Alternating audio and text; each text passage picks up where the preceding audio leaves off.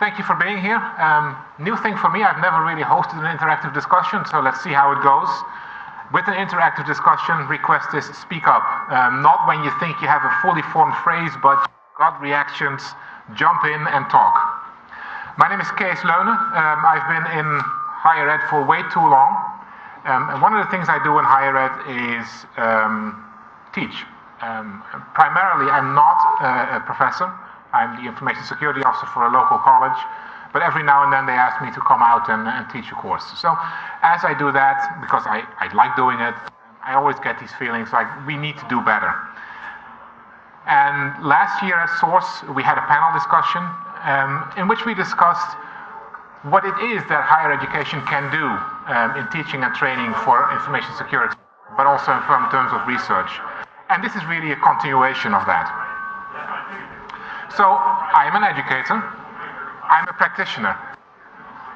Unfortunately, the overlap between education and practitioners is really small. There don't seem to be a lot of educators who have the practical experience in our field. And in our field, the people who are very good practitioners don't teach much. And that's a little bit of a problem, because how else are new people going to learn what's going on? So, quick show of hands. Who has a formal degree in information security here, or something related to? So we have two people here, oh, three, sorry, four. I count two. Okay, undergraduate, graduate, or postgraduate degrees? Graduate? Graduate degrees. Undergraduate, okay. And who has official training in the field? About half-ish, okay. How about self-taught? Almost everyone. See, that's the problem for people who are in education.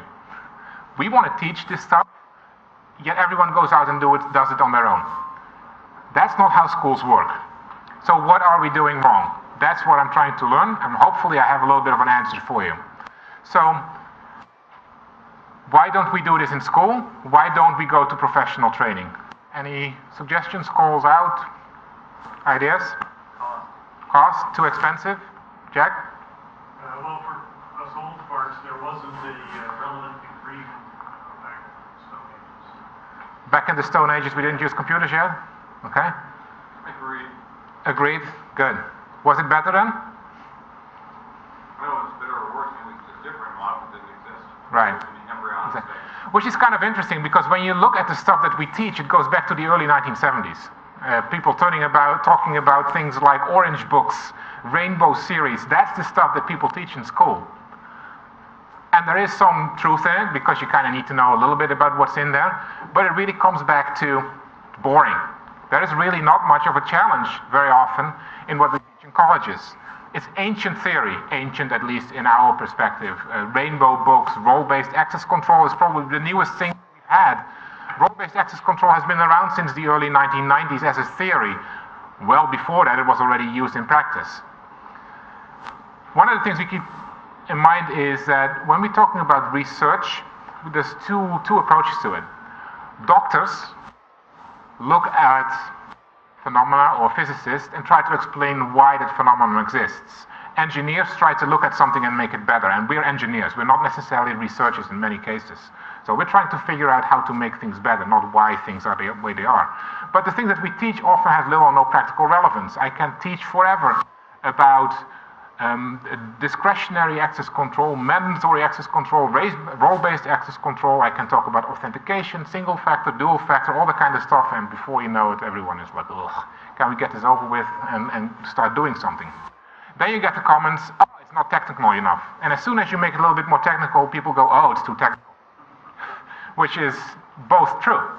If you're looking at people who come from a technical perspective, they don't want to be bothered with build your own buffer overflow. If you talk to managers, they will know what? But if I start talking about formalized risk modeling to computer science majors, it's like, okay, when can I code? So there's always finding that balance there. That's teaching. Training, on the other hand, there's a bunch of people out there, and I just listed the ones that I have personal first-hand experience with. If there are others, please shout out. We have, on the one hand, the strictly theoretical people. ISC squared that does the CISSP, there's no practical component to that. Doesn't mean it's not useful, it's not practically applied right now. ISACA with CISM, CISA, and all the other certifications that they keep on rolling out, those are all theory-based things. You read a book, you go sit for an exam, and suddenly you're a certified practitioner. Oh yeah, you pay them. Sorry, you're right. And you continue to pay. And you continue to pay them. Exactly. Which is kind of, I don't know if you noticed my opening slide. Yes. CISA's crossed out. That was exactly the problem that happened there. Then there is training that mixes those two, where you have on the one hand theory, and on the other hand some practical component. The SANS Institute, disclosure, I'm a mentor with them, so I'm a little biased maybe towards their materials.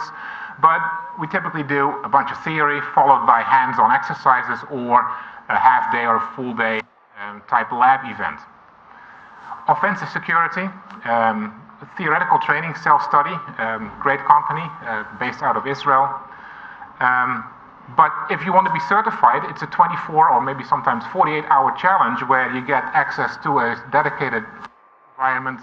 You have 48 hours basically to break the infrastructure. All practical, no theory. And then we have higher education, undergraduate, graduate, postgraduate. Typically computer science, although there are some dedicated graduate degree programs out there also. But we're still approaching this very often from the computer science perspective. So when we're looking at this field, the question is, what can we do that is relevant? Because that was one of the complaints, it's irrelevant. That is hands-on, because the complaint was it's too theoretical. That is technical, challenging, and educational.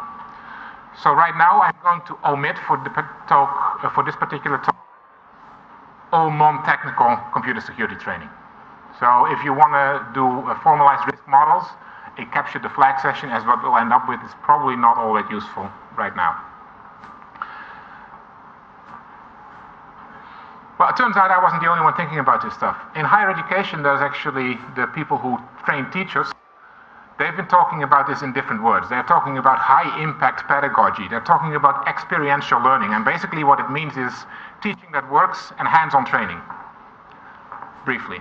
And when you put those together, teaching that works, hands-on training, and technical, interesting, challenging, in my experience, I ended up with capture the flag type sessions, at least hands-on labs, things that you do, that you see direct results from. And if you then talk about that in higher ed speak, you say experiential learning through hands-on use of tools and techniques in a controlled environment. That makes the educators happy. I call it CTF. But that's basically what I feel and what I've been testing out with my students as being a model that is interesting to them, that is challenging to them. And I'll have a couple of questions for you guys in a second. The basic training of that is, the theory there is break stuff first, then figure out why it broke, and then once you figure that out, try to prevent it from breaking. And that's where the teaching opportunity comes, is on the defensive side and on the offensive side. First, I'll teach you how to break stuff, basically pick up the brick and throw it through a window. Then we figure out why did the window break? Well, there was surface tension and wasn't big enough, and gravity and friction and all that kind of good stuff. And then what can we do? Well, make better glass or bulletproof glass, whatever it may be. But then we put that in computer security terms. And it turns out that by just asking the students, what did you like about this? That's what they like. It's very hands-on, very practical, very result-driven. It's almost since day one where you don't have to go through the first half of a semester where you start worrying about access control, about all those theoretical things that you need to know before you can do something. No, it's very easy to break something from the beginning. Then figuring out why you broke it and how to fix it, that comes later on as the hands-on experience evolves. And that's true for technical training too. I've tried this model with security people, I've tried it with sysadmins. I didn't try it with managers once. That wasn't so much of a success. But there's a couple of models out there. How do you do these lab-based things, these CTF-based things? You can use a single-user portable environment. dice.net is a website out there. What they basically did years ago, I think I first learned about them on the last HOPE conference in New York, is they created a bunch of bootable ISOs. You can just download, boot, and you get a prompt. And that's all you get. Your goal is to achieve root access to the file system, to the system. So they don't give you many hints. It's just an ISO, and you go. There's a couple of different levels that you can go through. Very interesting, very well done. It's single user, portable, you can do it at your own time. There's no training associated with it, it's just a test of skills, and if you want to learn something more, you're on your own. Go figure out where to learn this kind of stuff, but it's interesting. And they range from very easy to kind of advanced. Theory with hands-on labs, we just said earlier, the SANS teaching model does that a lot, where they will teach you and then end with a lab session. The other model is using that lab, capture the flag for certification, which is what offensive security does. And then, of course, CTF for self-training, a relatively new arrival. It's called NetWars. It's a partnership between Ed Scotus' company and SANS. They've been marketing it a lot, where you basically go through 5 levels. It's focusing a lot on government and military. Where it's basically starting out with a self-assessment on a VMware ISO and then going all the way to a remote access lab. In the end, level 5, it's literally a defend your own castle type thing, and of course, and conquer. There's no training there. It's self-training. You'll figure out and you'll research it as you go. Yes. I'm kind of new to the whole area, Mm-hmm. so I was up there searching around. I found something called Cyber Patriot, which is, I guess it's kind of a structure for high school students. Yes. To operate and capture the flag. It is very similar to that. It's basically where they will put high school kids through a number of tests, try to identify potential in students and skill. If you go onto their website, I think you'll find a rich Yeah. environment for anyone. It is. It's called Cyber Patriot, just to repeat it so that the audio also gets it. It's interesting. That kind of fits into the whole assessment part also. It's not training. They don't teach you anything really there. It is really almost a recruitment tool. How do I find the gems that are worth pulling out and developing further? So, who has taken courses like this with these hands-on practical experiences? And is willing to talk about them? Good, bad, indifferent? I can give them that word. Mm-hmm. It was a good experience. The thing that I would change, sorry. Yeah, do you need a microphone or not? Do you mind using a microphone? Thank you.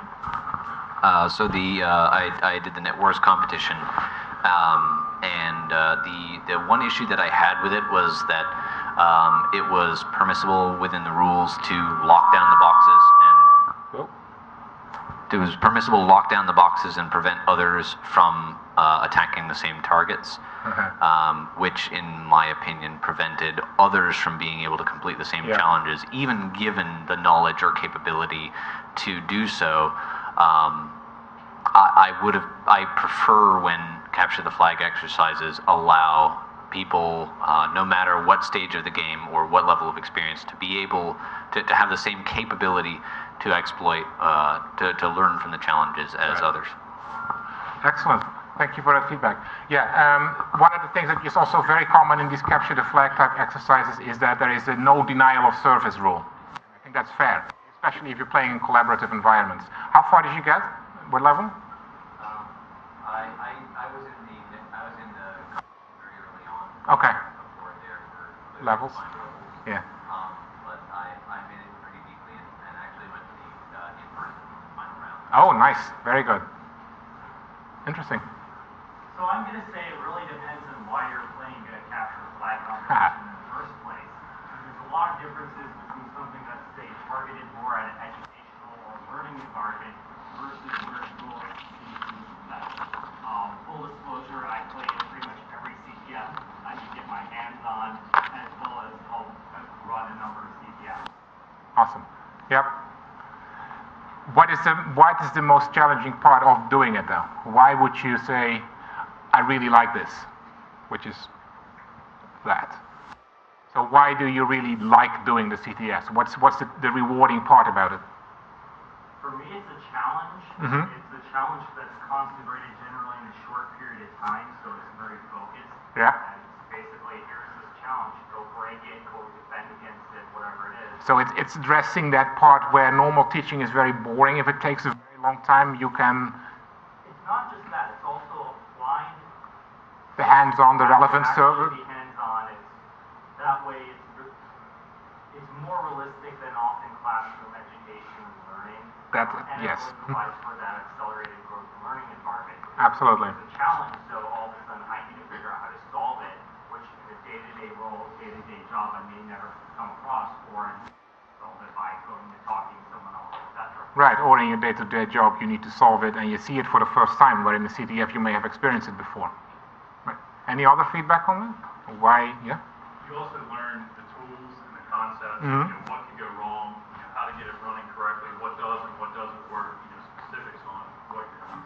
Yeah, no, I agree. It's also something of a low-risk environment. I work in pen testing now, and If you break something, it's not yours. yeah, if I break something, if I completely destroy something to the point where it's inoperable during a pen test, I might be out of a job. Yeah, your boss is not going to be happy. During a CTF, I have a good giggle about it, and then I move on. Yep.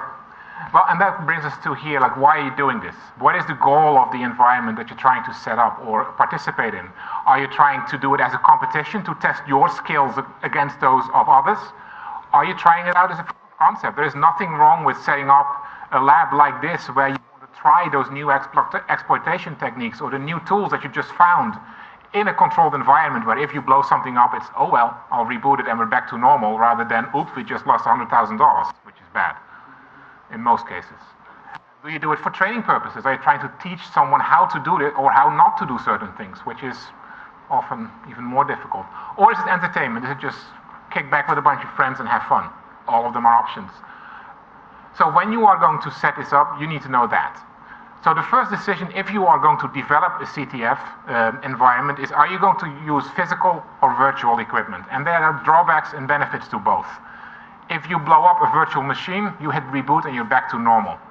If you break that switch, it's going to take a while. On the other hand, if you are on a physical environment, you might be able to do things that you cannot do in a virtual environment. Especially networking equipment is notoriously hard to virtualize. It's very difficult to implement that IPS test in a virtual environment, for example, unless your vendor has a VM-based environment. So that's a decision that you have to make. Typical, a VM-based environment is much more portable. You can pick it up, put it on another machine, and you're back up and running. Physical machines require a lot of heavy lifting in many cases. Second decision to make is, are you going to do it local or remote? In other words, are you going to have a bunch of people in the room like we have here, or are they going to be anywhere in the world and need to connect into the network? Which is a situation that I have when I teach undergraduate especially. I have a bunch of undergraduate students, say 25, that need access to a network. I want them to focus their attacks on that network, and if they mistype an IP address, I don't want to get the call from God knows what external company saying, hey, why are you attacking my network? So I want to be able to, if I do this remote session, which I cannot air gap, I got to make sure that I do it in such a way that I cannot have collateral damage or accidental damage to others' infrastructure, or my own infrastructure for that matter. So that's a big one. And of course, the third decision to make is, do you want to do single user or multi-user? CTFs are typically in a multi-user context. But if you're doing the training, like for example, the first one I mentioned, the dice.net bootable CDs, those are single user environments. So that makes life a whole lot easier. So once you've made those decisions, in many cases you want to bring out a message. You want to, especially when you're teaching something, you want to say plain text passwords are bad. You want to be able to do, if you're using SSL, make sure that you check the certification path. Those are lessons that you can teach people very clearly in an environment where they're able to exploit things like this. Common misconception, cross-site scripting is harmless, especially when you're talking to web developers. Let's echo back something. Yeah, until they actually break their own stuff and figure out that, hey, those were just my cookies that flew away. Landman is a weak passive scan, whatever it may be. You need to know what those lessons are that you want to convey, or what those prizes are that you want to offer up.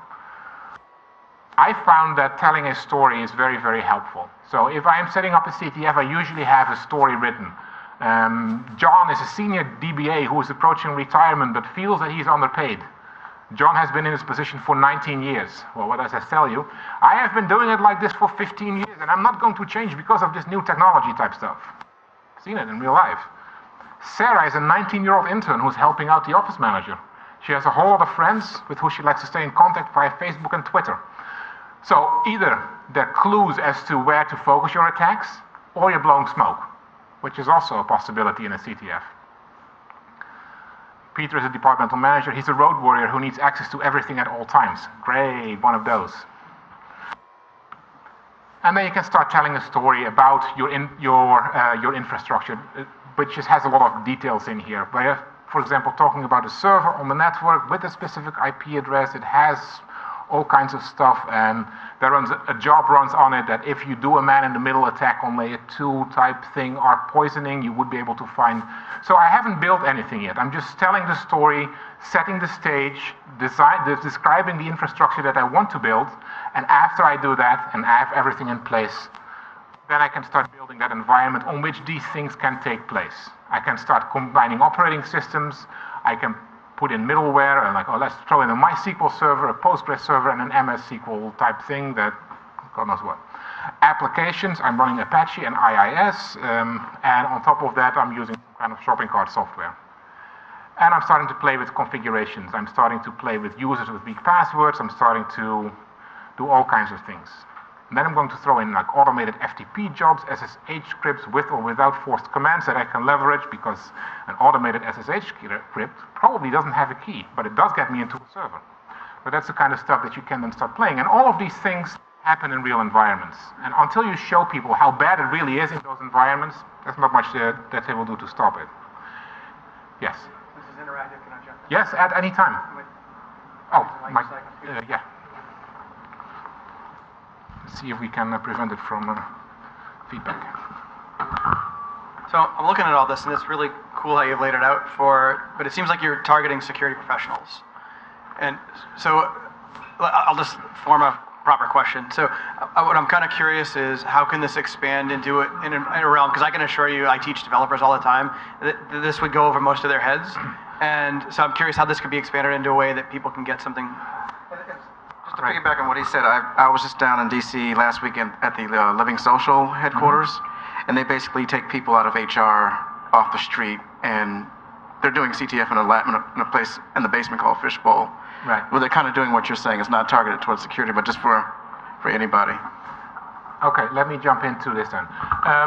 The local OWASP chapter near me asked me if I could do something for them. And I did set up a CTF like this, where we had not many security professionals at an OWASP meeting, to be completely surprised. I had developers and I had sysadmins. And I did a 15 minutes presentation about what is the OWASP top 10, the top 10 most common vulnerabilities in web applications. And I developed a CRM app that is broken on so many different levels that I had to try to make it even more broken. And I just let them play with it. And as they came back, they went, ooh, this is in my code. Ooh, we shouldn't be doing this. Did you just steal my cookie? And that was very interesting to see with the developers especially, not so much with the sysadmins, especially not if you have network admins, because like, it's an IP address, what do you care? That they were starting to get it, as in, what's wrong with running that bad job over FTP? Well, this is wrong because I just got your password.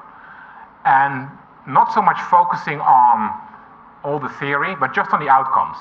And then very simple, saying, this is what you can do to solve it. Use a parameterized query rather than just copy-pasting your data in it. Isn't that more difficult? Actually, no, it isn't, because it's exactly the same. It's just a kind of a different call.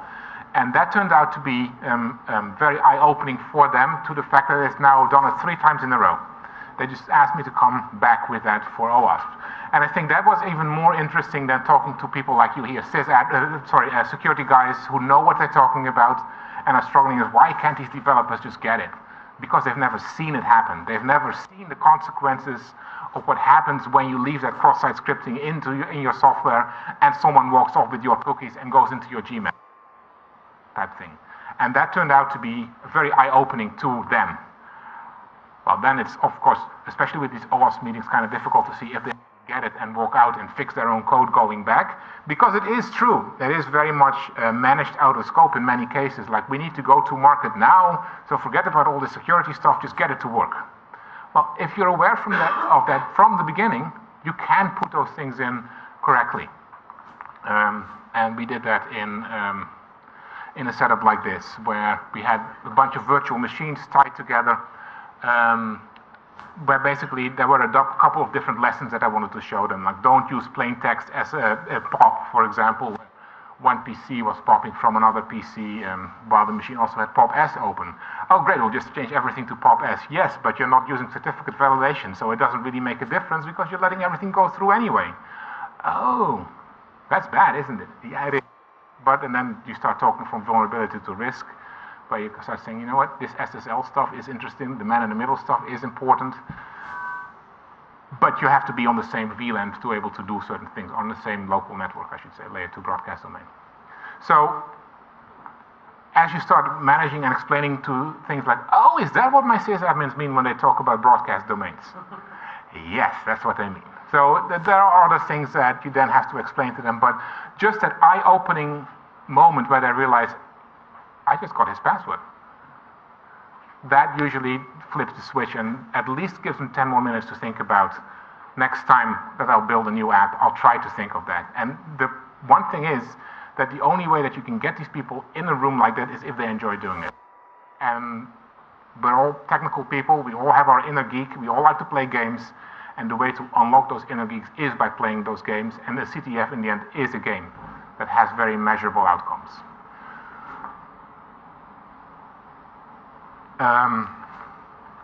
So let's go back here. What I skipped over was actually running the challenge. Are you doing it as a lab environment? Are you going to score the participants, for example? How are you going to score them? Are you going to score just on outcomes, which is what a lot of them do, is you find some nugget in a SHA-1 hash or an MD5 hash that you paste into a scoring server, and how you got it is absolutely irrelevant. It's just the outcomes that count. Or are you going to say, I am going to ask you to document everything you did. Notice that you'll take away a lot of the fun because no one likes documentation. And judge people on the process that they follow, not so much on the outcomes. All those decisions you have to make before you run the CTF. And of course, if you are scoring, everyone likes a game, everyone likes a challenge, which means that you need to have a winner. And you need to acknowledge the winner and give him something nice. It doesn't have to be something expensive, because they're all inner geeks, so there is always something there. Now, there's one caveat that I want to close this because my time is up, unless there is more discussion and questions. If you are building a CTF, you're not going to get much out of it. You know everything that's in there. If you're going to participate in a CTF that someone else built, different story. The one model that we haven't discussed is head-to-head, where you have the ability to build your own system or take over a system and then defend it against other groups. That is a completely different realm that is not, at least, very useful in teaching and training as we are now. That is so super advanced. And that is really a test of skills rather than educational opportunity, in my opinion. So that's, I think for me, the biggest discussion always once I build one of the new scenarios with, okay, these are the lessons that I want to teach, these are my main characters, these are the infrastructure, everything is done, and then it's just sitting there and watching others have the fun. That's kind of disappointing. So if you are planning to get into this kind of stuff, same thing if you want to try new tools. First you're going to build a machine, a virtual machine in most cases, that you know is vulnerable. And then the next step is you're going to find a tool to see if it is vulnerable, which is kind of silly, because you already know what is going to happen when you run the tool. So that's always, the builder of the CTF, I think, usually gets the least from it, but it is very entertaining to see how other people use it. I think the use of a CTF in teaching, especially professional, but also undergraduate, graduate, technical people, is very, very good. Any questions or things that I forgot to mention, things I need to raise? No? My time is up. Thank you for your attention.